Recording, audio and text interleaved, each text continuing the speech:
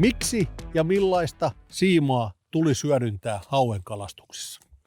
Nyt on siimakoulun aika, ruvetaan pureutumaan haukisiimojen maailmaan. Tervetuloa mukaan. Ja jos nyt lähdetään niin ihan ajatustasolla liikkeelle, minkälaisesta kalastusmuodosta on kyse, niin tämähän on sinällään tosi, voisi sanoa varioiva, laaja käsite, että meillä on toisessa päässä äärimmäisen rajut vavat, isot hyrräkelat, paksut siimat ja jopa 200 grammaa rikattuna painavat vieheet. Ja toisessa ääripäässä kevyet up to 50 grammaa heittävät 2,5-tonnisella haspelikelalla varustetut vavat kelat, joilla on tarkoitus heitellä esimerkiksi hauen kivikkokalastuksessa vain noin 20 grammasia vieheitä. Molemmat kalastusmuodot on aivan superhauskoja, mutta on luonnollista, että nuo välineet, mitä niissä käytetään, on aivan erilaiset. Ja sitä myötä myös siimojen valinnassa tulee käyttää tähän huomiota. Ja uisteluun sopivista siimoista me puhutaan eri jaksossa, hieman myöhemmin tässä sarjassa.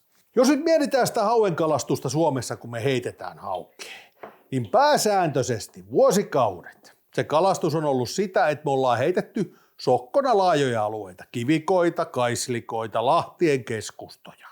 Nyttemmin siihen on tullut mukaan vielä täsmäkalastus, eli me haetaan kalat elektroniikka-avusteisesti, heitetään lyhyitä tarkkoja heittoja.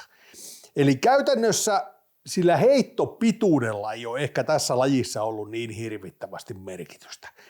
No, sen verran puhun itseäni vastaan. Siinä kesäisessä hauen kivikkokalastuksessa on välillä hienoa, että voidaan heittää vähän pidemmältä sinne kivikon keskelle. Esimerkiksi kovemmassa tuulessa, jolloin meidän ei tarvitse veneellä ajaa sinne riskivyöhykkeelle. Mutta lähdetään purkaan nyt tätä siimavyyhtiä.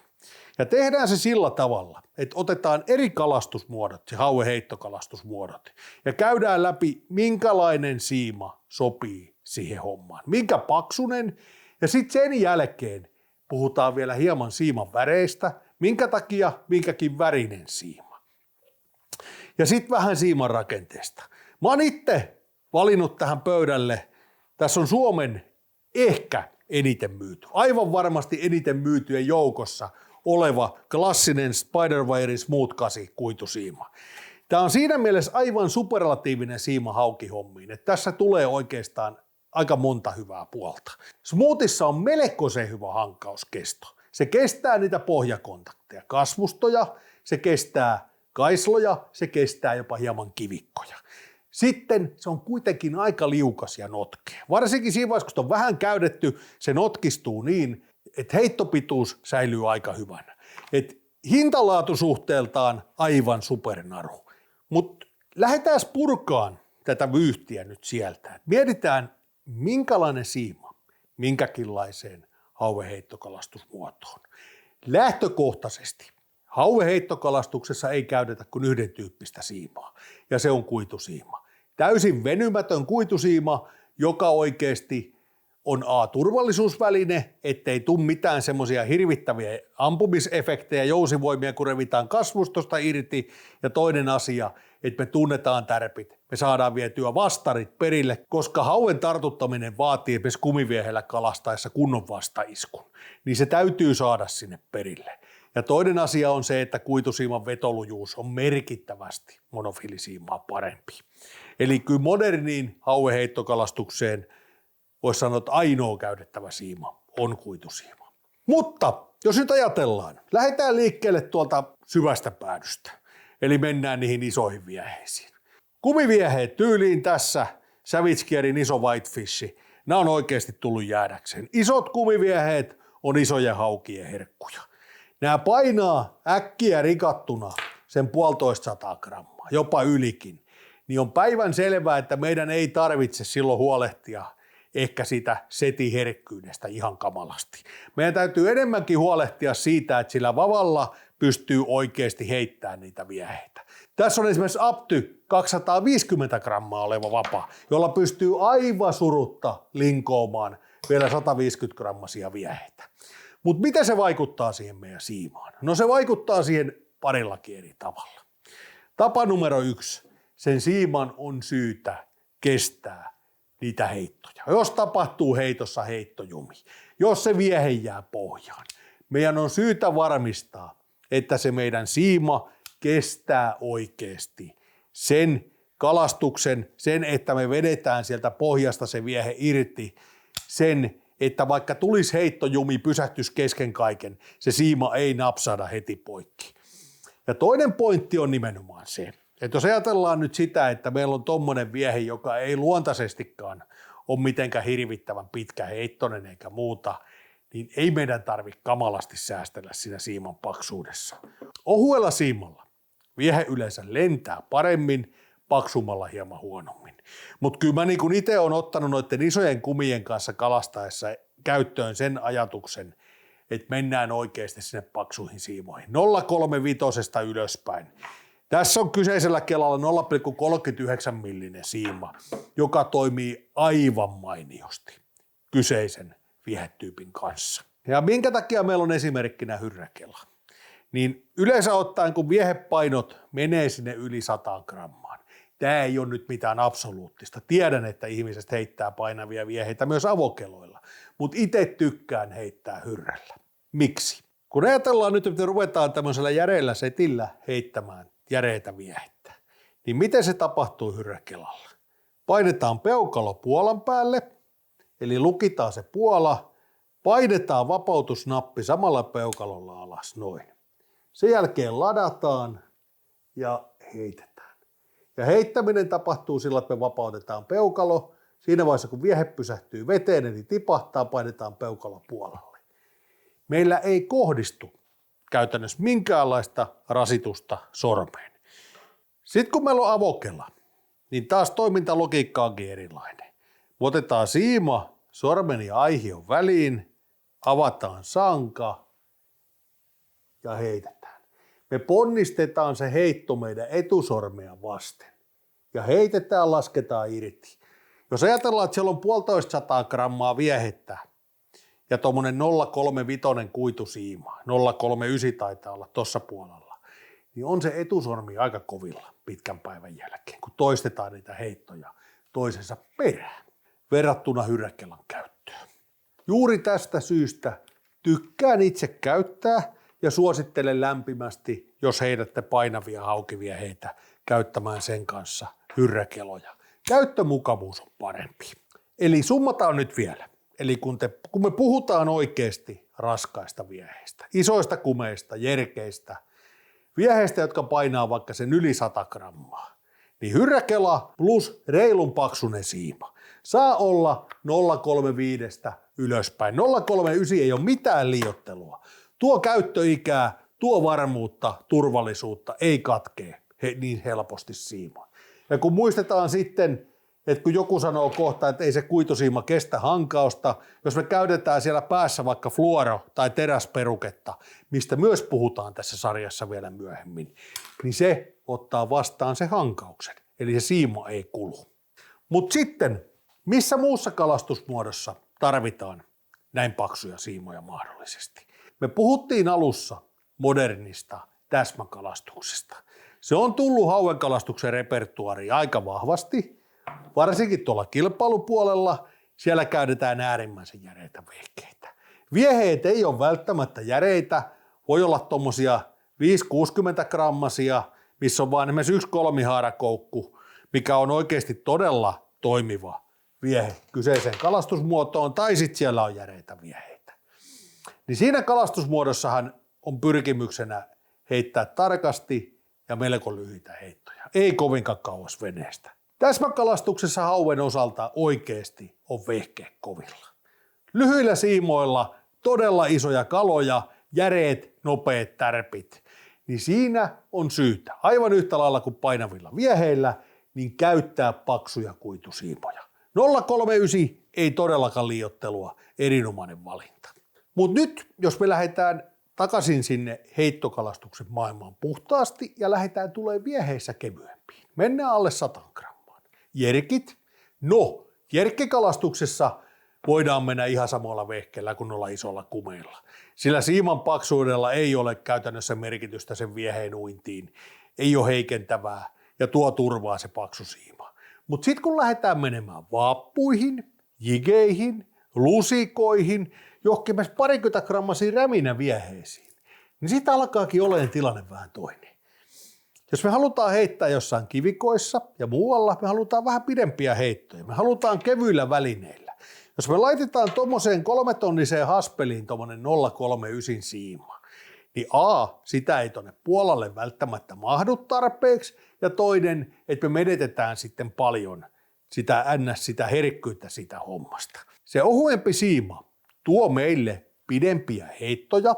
Esimerkiksi jos me halutaan vajottaa viehettä veden alle syvemmässä vedessä, se auttaa vajottamaan viehettä. Myös hauen jikikalastuksessa voi olla, että halutaan tuommoinen jiki vajottaa 5 siellä kivikossa ja sitten lähtee tuomaan rinnettä. Se ohuempi siima nopeuttaa sitä hommaa. Ja kevyillä vieheillä vielä semmoinen ominaisuus, mistä äsken ei puhuttu vielä painavien kohdalla ollenkaan, niin tuulen vaikutus. Paksu siima tarkoittaa monta kertaa huomattavasti enemmän esimerkiksi sivutuulle siimapusseja. Tuuli tarttuu siimaan ja lähtee kuljettamaan sitä, eli se viehe ei menekään suoraan. Painavilla vieheillä sen pystyy eliminoimaan hyvin, eli heitto just ennen kuin viehe osuu veteen painetaan peukalo puolalle tai painetaan käsi puolan päälle, se viehe vetää sen siiman suoraksi ja osuu veteen. Mutta kevyemmillä vieheillä se ei olekaan ollenkaan niin helppoa.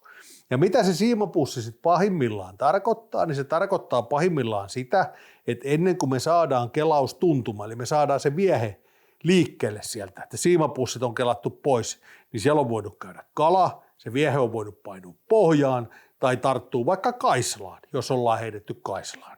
Eli se, että se tuntuma heikkenee silloin merkittävästi. Eli pyrkikää valitsemaan ne siimat vähän niiden käytettävien viehepainojen mukaan. Mä oon itse tykännyt käyttää tosi paljon esimerkiksi tuommoisten alle 50 grammasten lusikoiden tai erittäin hyvän kesäisen haukivieheen tuommoiset 20-30 grammaset painavat räminävieheet tai tuommoisten jikien kanssa. että jos ajatellaan, että ollaan heittämässä joko kivikkoa tai vähän syvempää jikattu haukea, niin en mä tykkää mennä yli 0,25. Joku 0,23 siima on todella hyvä kaveri ton tyylisille vieheille. Me saadaan heittopituutta, saadaan herkkyyttä tuntumaan. Jos toi arveluttaa, että se on teidän makuun liian ohut, niin tuosta voidaan mennä kyllä ylöspäin vielä vaikka 0,29. Ei se maailmaa mullista. Mutta se, että tuossa hauen kevyillä vieheillä kalastamisessa kannattaa valita vähän ohkaisempi naru. Ja sitten kun puhutaan puhtaasti hauen kalastuksesta, jos me mennään sinne alle 0,20 millin, niin ne alkaa olemaan sen paksuisia siimoja, että ei niistä oikein voi enää haukisiimoina puhua. Kyllä mä tiedän, että porukka jikaa haukee 0,17 sillä kuiduilla.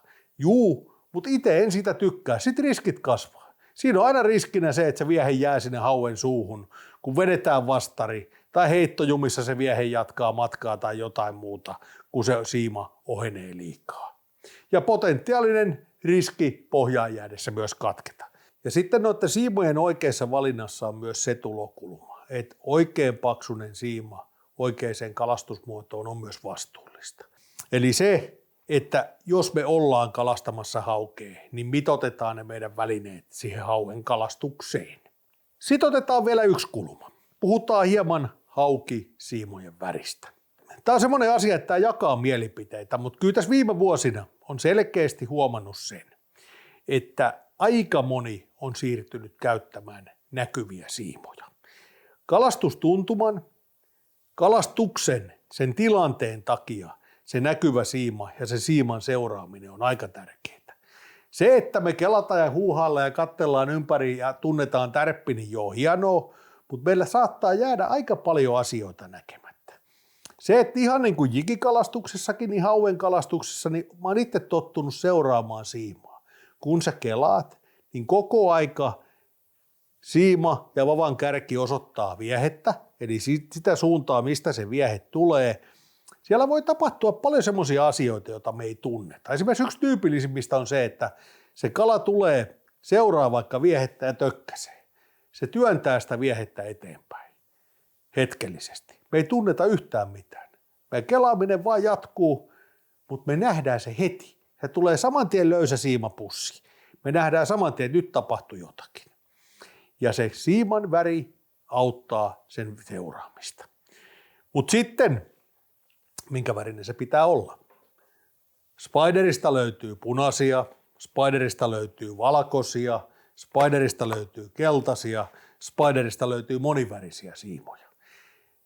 Tässä tullaan vähän siihen, että joku sanoo, että se punainen siima on näkymätön veden alla. Ostan itse sen takia punaista siimaa. No, en osta. Mä käytän mieluummin näkymätöntä fluorokarbon peruketta siellä siiman edessä. Mutta itse tykkään esimerkiksi valkoisesta juuri sen takia, että se näkyy monissa erilaisissa olosuhteissa. Mutta lähes saman tekee tuommoinen kirkkaan keltainen. Eli varmasti eniten myyty väri hauenkalastukseen Suomessa tänä päivänä on keltainen siima. Mutta nostetaan yksi asia vielä siinä siiman värissä esiin.